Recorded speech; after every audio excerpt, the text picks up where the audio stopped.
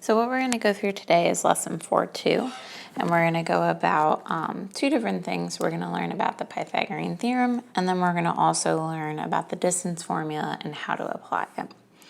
So if you've ever traveled down like some type of back roads or mountainy areas, you'll notice a lot of signs that say something dealing with a grade. So there's an 8% grade, meaning that over this particular stretch of land, the height is going to change 8% of that distance. So if you travel a mile, the height's going to change 8% of a mile over that particular stretch of land. So let's work with a specific example where we've got an 8% grade. So for any horizontal distance you travel, the change in height is 8% of the original distance. So we want to figure out what is the actual change in elevation over a 1 mile stretch that has an 8% grade. So the one thing we're going to notice is that we don't necessarily want to put a mile down here, because if you do 8% of that, you won't really get an idea for how much it's going to change. So instead, if I put it in feet, 1 mile is 5,280 feet, we can find 8% of that to see how much we're going to increase by. So our height change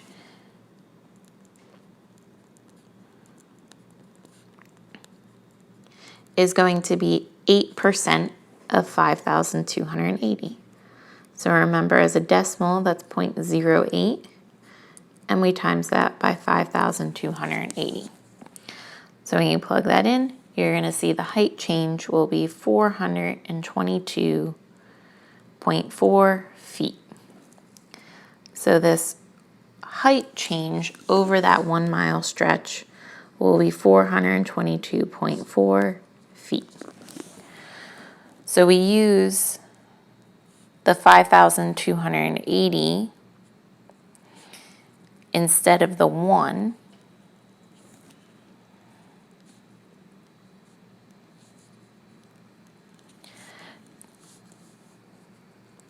to get a better visualization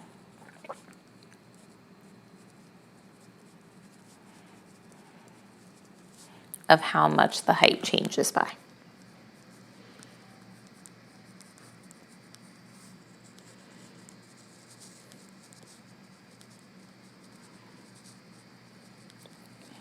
So if you did 8% of a mile, it would tell you 0.08 of a mile. That's not really useful for knowing what that height is. We have a better idea with 422 feet. So what we can do is I'm not actually going to travel this 5,280 feet or this. The distance I'm traveling over this particular stretch is going to be this other piece of the triangle. So we need to figure out, how can I see my distance I'm going to travel instead? And that's where the Pythagorean theorem is going to come into play. So when you have a triangle that has a right angle or a 90-degree angle here, we have a very nice theorem that tells us a relationship between the sides of the triangle and what we call this hypotenuse or the slant. So the longest side is the hypotenuse, which is C, and these are called the legs of our triangle. So the hypotenuse is going to be the longest piece. So our Pythagorean theorem tells us if you take one side squared, add to it the other side squared, it's going to equal the hypotenuse squared. So you can think of this as side squared plus side squared is the hypotenuse squared. Okay. So to be able to actually solve for this value, I've got to be able to undo this square. So remember, c squared is c times c. We need to figure out how to work with square roots. So approximation is going to play a pretty important role for us. So we're going to work with trying to approximate some square roots. Because remember, the idea is if you have 1 squared, that's 1 times 1. 2 squared is 2 times 2, so 2 squared is 4. The square root is going to undo a squaring. So the square root of 1 is 1. If I take the square root of 4, it's the square root of 2 squared. So those two cancel, and you get 2. 3 squared is 9. So the reverse process to undo the squaring, square root of 9 would equal 3.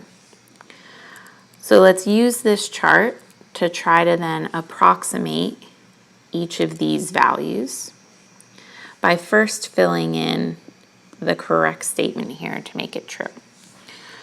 So the square root of 1 is 1, square root of 2 is 2. If you want the square root of a number to equal 3, you put the square of it underneath. So the square root of 9 is 3.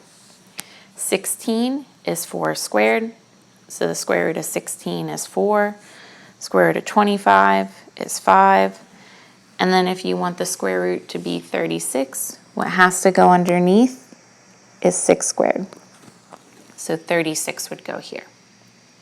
49 is 7 squared, so this one would equal 7. 64 is 8 squared, so square root of 64 is 8. 81 is 9 squared, so the square root of 81 is 9. Square root of 100 is 10.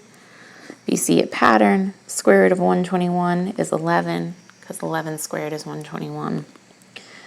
To get the square root to equal 12, you need to put 12 squared underneath here, which is 144.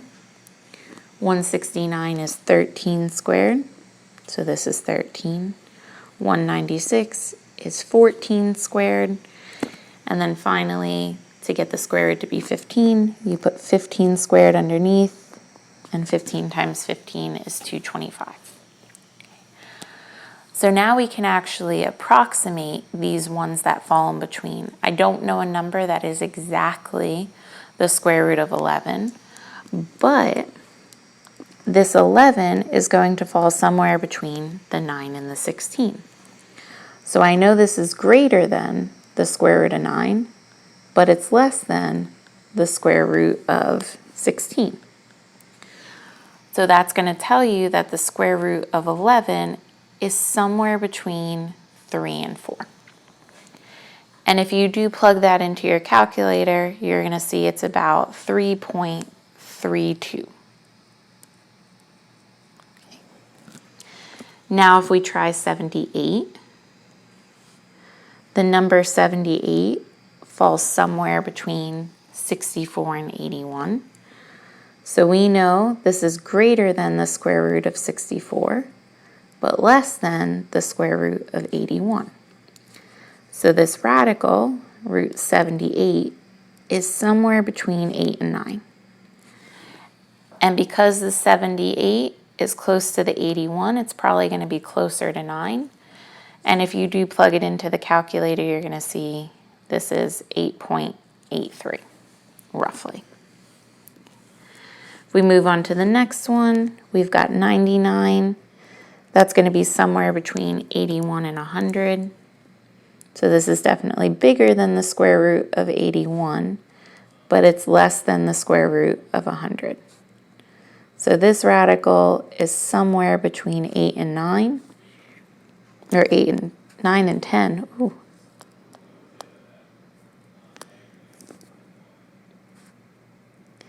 But since 99 is super close to 100, it's probably closer to the 10 value. So when you plug it in your calculator, you'll see it's about 9.95. And then our last one, we've got 124, somewhere between these two perfect squares.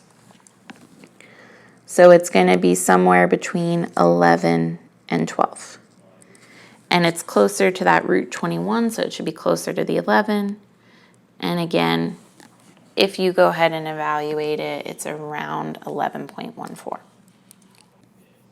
So now that we can deal with undoing this square using a square root, we can actually find the distance that we traveled along the road with that particular grade. So the diagram we drew was actually a right triangle. This was 5,280 feet. This was 422.4 feet. The distance we traveled, we don't know. It's some value c. So what the Pythagorean theorem tells us, if we take one side squared plus the other side squared, So 422.4 squared plus 5,280 squared, it better equal the hypotenuse squared. So if you go through and do that, that's going to tell you 28,000,056,821.76 is our value of c squared. So to be able to solve for just c, I've got to get rid of the square. And to do that, we take a square root. So we get c is roughly equal to 5,296.9 feet. So really, over this mile stretch of horizontal distance, I'm actually going to travel 5,296.6 feet. So if we want to see how much further that actually is, we're going to subtract these two. This is what I'm actually driving, but the horizontal distance I've only traveled was 5,280. So in turn, I've traveled an extra 16.9 feet because of that 8% grade. So let's try to go through and look at some other examples. Suppose we know the distance between the points A and B is exactly 5 miles. So this is 5 miles. This distance is 5 miles. The dotted line here again is 5 miles. We're going to actually travel the solid line path. And we want to figure out, would the distance we travel be more, less than, or equal to 5 miles? So the distance between these is exactly what we travel in this instance. So this is going to be exactly or equal to 5 miles. Okay. Here, this distance is 5, but now I'm going to go down and I'm going to go slightly up. So I'm actually going to travel more than 5 miles. And likewise here, this horizontal distance is 5 miles, but I'm actually taking this elevated path. So I'm going to travel more than 5 miles in this case as well. So this is an idea you see pretty frequently in contour maps. If you've ever looked at the map of a park or some type of mountain range, you see these kind of concentric areas come in to tell you about elevation. So if I want to go to the peak of the mountain, I know the horizontal distance, but I'm going to have to travel a much further vertical distance because of that steep grade. So we're looking at 2 points P and Q, and then we're going to look at another 2 points M and N. So this distance is going to be 200 feet. So we know the horizontal distance between both of these points is 200 feet roughly. So the distance between P and Q and M and N are going to be both around 200.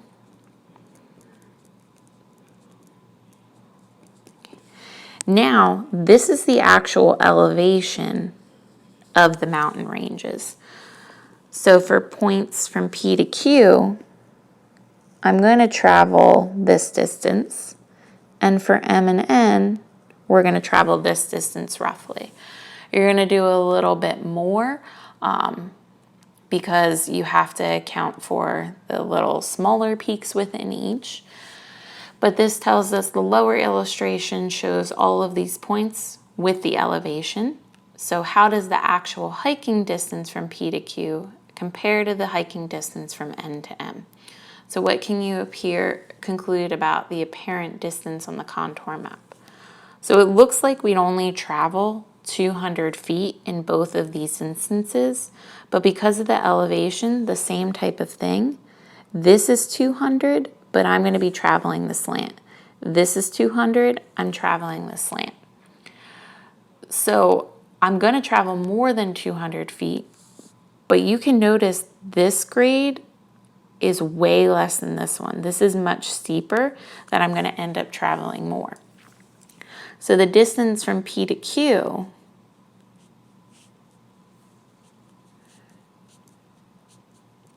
is less than the distance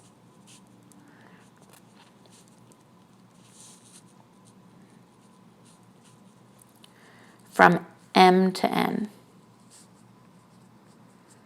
Okay, so these maps are deceiving. So the map doesn't account for elevation.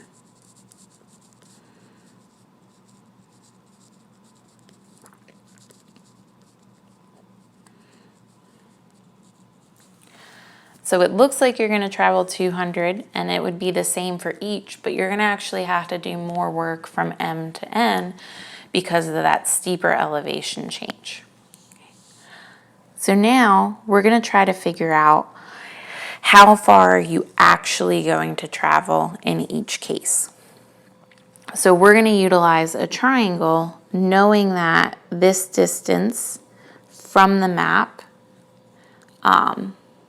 is roughly 200 feet, and we will solve for it exactly. So using this scale, it's going to be a tiny bit more than 200 feet. So from P to Q, maybe around 205 feet, roughly. From M to N, I've got a lot more going on. I really have like a whole nother little segment here. So maybe from M to N, we can estimate about 225 feet. Not perfect, but you get an idea from fitting this particular scale down there. But really, we can solve for each of these exactly.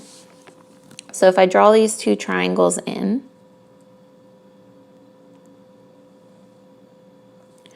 here's P, here's Q. I know this distance is 200 feet because that's the horizontal distance we travel.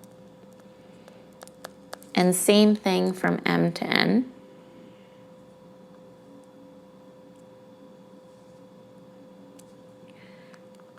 Here's M, here's N. That horizontal distance is 200 feet, and these both make right angles. If we go back to our picture,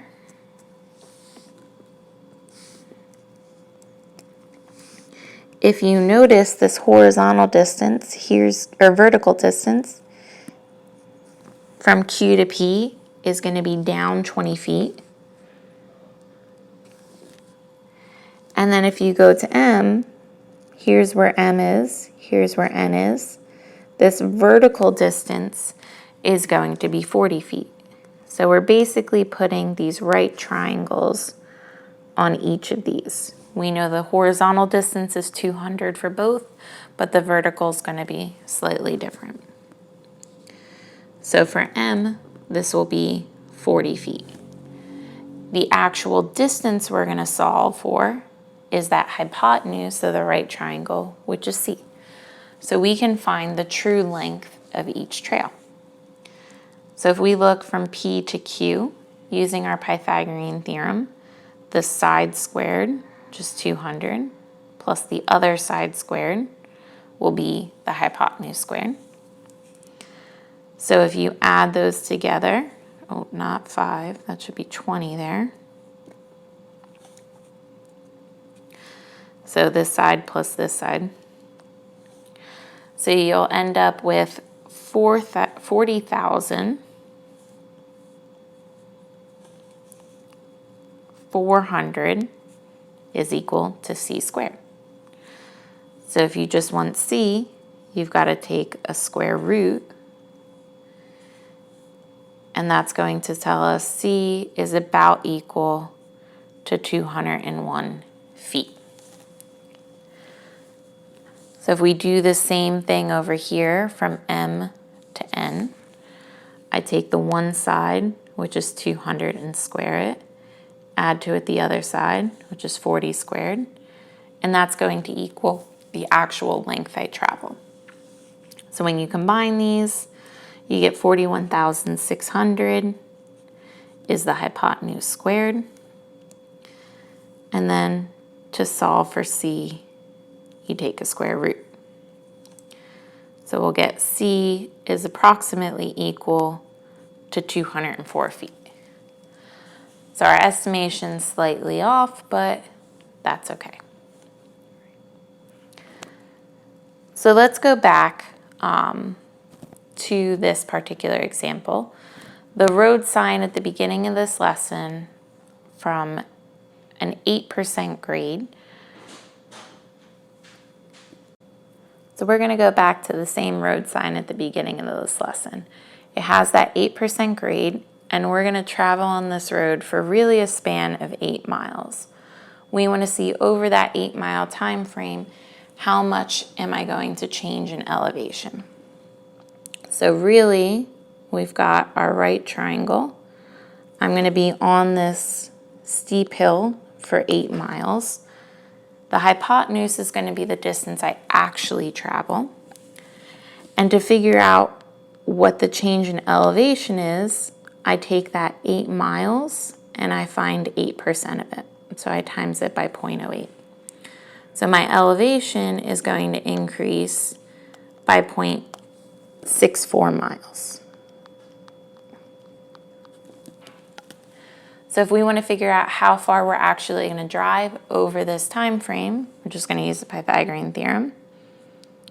So the one side squared plus the other side squared will equal c squared. So if you add these two together, it's 64.4096 is c squared. To get rid of the square, you take a square root, and that tells us c is approximately 8.0256 miles. So over the 8-mile stretch, you're actually going to travel about 8.02 miles. So this is going to lead into something that is called our distance formula. So we're going to work with a particular example. Brian is going to sell his house, but he has a dead mouse trapped under his bathtub. So what we want to do is try to figure out if he needs to go in and get this mouse. He can figure out how far he's got to take off the panel or figure out a tool that'll reach that particular length we want. So here's the picture. Here is our bathtub and our sink. There is an access panel right here that he's going to go in and he's going to try to grab our little lovely friend. So we're going to plot everything and try to estimate what is the distance he has to go from the access panel to get that mouse. So we're going to assume this is 0, 0, and from a particular device, he was able to determine that the mouse is going to be at 4, -2. And the access panel is at 1, -5. So we're going to plot this and try to locate the distance between these two, the access panel and the mouse. So if here's our grid, this point here would be 0, 0. Let's just go up by ones. 1, 2, 3, 4, 5, 6, 7, 8. And then when you go down, it's negative. So let's go to -6 and -7. The mouse is going to be at 4, -2, which is right here. And the access panel underneath the sink is at 1, -5. Okay. I want to figure out the distance. So our goal is to find this length. So how far are we going to travel? So if we think about this, just estimating, each one of these little bricks is 1 by 1, and I'm cutting through 3 of them. So a decent estimate is going to be more because that distance from corner to corner is more than 1. So you can maybe say it's going to be about 4 feet. It's a rough estimate, but it's not bad. We can actually do this exactly, though, by drawing in a triangle. So now if I look at my horizontal distance, I'm going over 3 blocks. This is 3. The vertical distance is also going to be 3. And these form a right angle. So we can actually use the Pythagorean theorem to get the exact distance we need. This is 3, this is 3. The distance, let's call it d. So the Pythagorean theorem tells us one side squared plus the other side squared is going to equal that distance, or hypotenuse squared. So that's 9 plus 9. We get 18 is the distance squared. So to just solve for the distance, you go ahead and take the square root, and you learn the distance is about 4.2. So we weren't too far off in our estimate, but now we have it exactly. Okay. So this is exactly what leads into our distance formula. If we have some coordinate system and we have x and y points, we can find the coordinates between the two, or the distance between the two.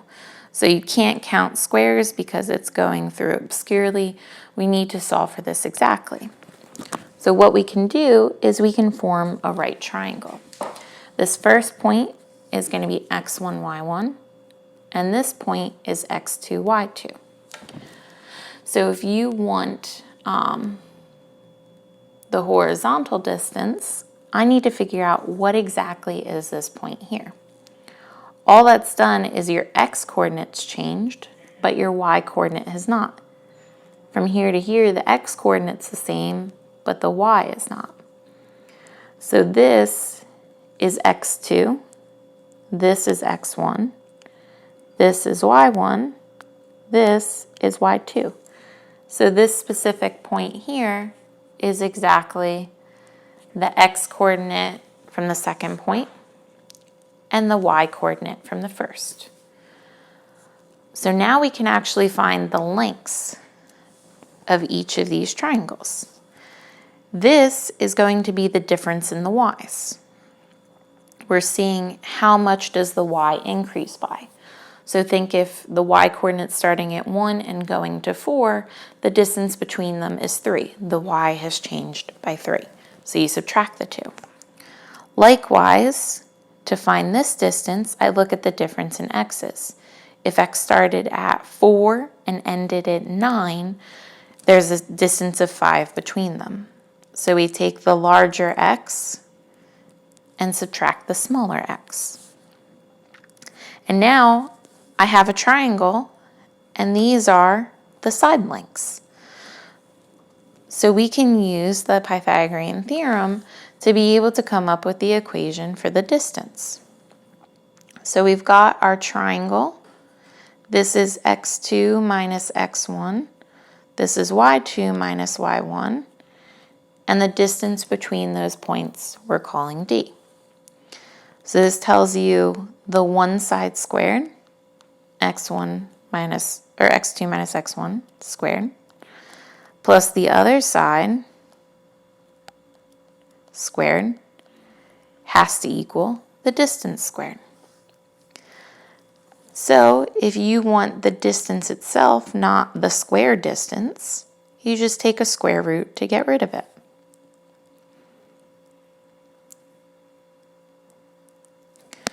So we go ahead, take the square root of both sides, and this gives us the distance is exactly equal to the difference in x's squared plus the difference in y's squared, all underneath a square root. So this goes through exactly that. The distance between any 2 points you have can be given by this formula. So now a map of the national park has a grid on it for reference, to help reference locations. The camping office is located at the point -5, 10 on the grid, and the lodge is at 2, 4. So each square on the grid is going to be a distance of 2 miles. So we want to use the formula in question 4 to find the distance from the camping office to the lodge. So first we have one point at negative 510, another point at 2, 4. We want to use exactly this distance formula to find on the map what is the distance between them, or how many squares is it going to be. So what we do is we take a square root, we look at the difference in x's. So I take 1x, which is 2, subtract the other x, which is negative 5, square it. Add to that the difference in y's. So we've got 4 minus the other y value, which is 10.